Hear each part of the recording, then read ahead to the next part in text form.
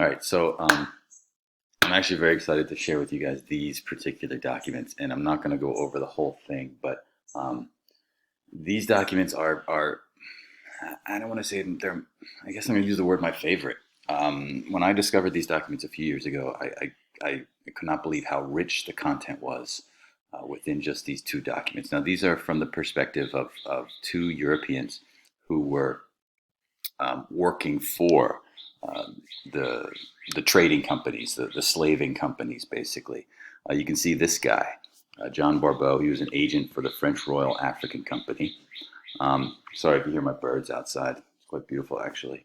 Um, and the stuff that he describes is basically a lot of understanding that they're most of the slaves that they are receiving are enslaved by other African men, that they bring them from inland over to the coast.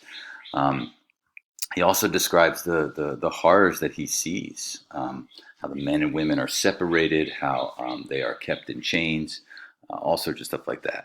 Um, the the force feeding of the enslaved people. And then we also have one from the perspective of this doctor, a surgeon aboard a slave ship.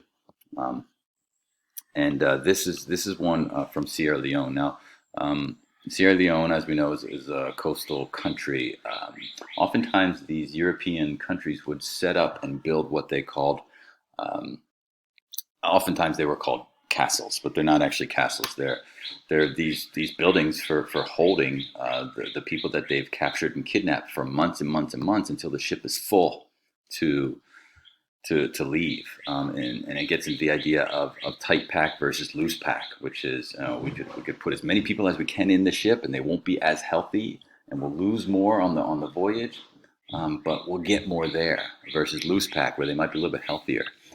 It goes into such detail into um, how they are supposed to use the term from those times, the necessary, and how there's one bucket or a couple buckets, and how people don't even try to get there anymore, and they're just eliminating on themselves, and it's amazing how they're being force fed. Um, and the things they would do to force feed them. So we have two people who are part of the system who give us these amazing um, accounts of the beginning of the voyage. And I really hope that you engage. If there's two documents that I'd like you to engage in more than say others, although every document is important, it is this one. So yes, please take the time to go through these documents. I'd love to talk about these with you on Sunday. Thanks.